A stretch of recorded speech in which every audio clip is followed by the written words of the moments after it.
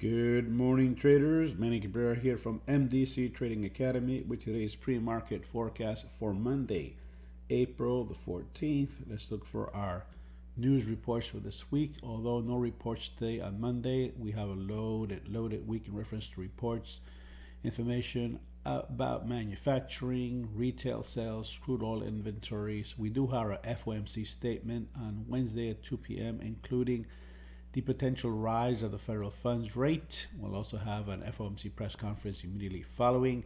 More information about manufacturing, employment rates, and of course, existing home sales. So this is a week full of important news items. Be careful trading throughout during the times that those reports are going to be announced or the actual times. So stay out a little before, about leave 5 minutes before, and wait for the reaction afterwards to get right back into the market. Let's jump to our analysis, guys, and it's getting worse before it gets better, folks. The dreaded death cross has occurred.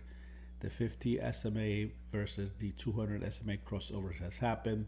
That does not bode well for the bulls. Obviously, we've been in a bear market, so to speak, since on and off since the 24th of January. Actually, since the 23rd of January, we did move above it a little bit, but we find ourselves once again, not only are we below the 20 SMA, we're below our previous resistance area. Now they have this death cross. So that bodes not well, obviously, for, excuse me, the market. We're on the new contract. We're on the June contract. So the volumes look a little strange. That's because obviously this average is not correct, basically because of the low average, the low volume we've had several days because of the new contract rollover. But nonetheless, we do continue to have huge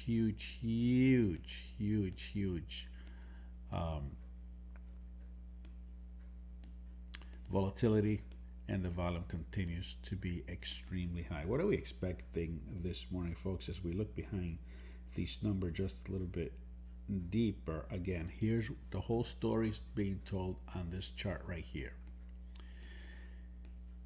Once again, we attempted to get into this level here between 45, 34, 30, 43, 57, 58 more or less, and this support level here of between 42, 18, so on and so forth. All right. Again, below it, banging against it is resistance. Eventually we break through. We look like we have red light. Eventually try to oscillate right back to the resistance area. Nope, market breaks down, and eventually we find ourselves below it again. This time using it as resistance with a lot of movement to the downside. So this market is moving sideways, and when it does move up, it fails, and it continues to have strong swings to the downside. That explains why it looks like today. As we look at our analysis chart, there is the intraday low of Friday,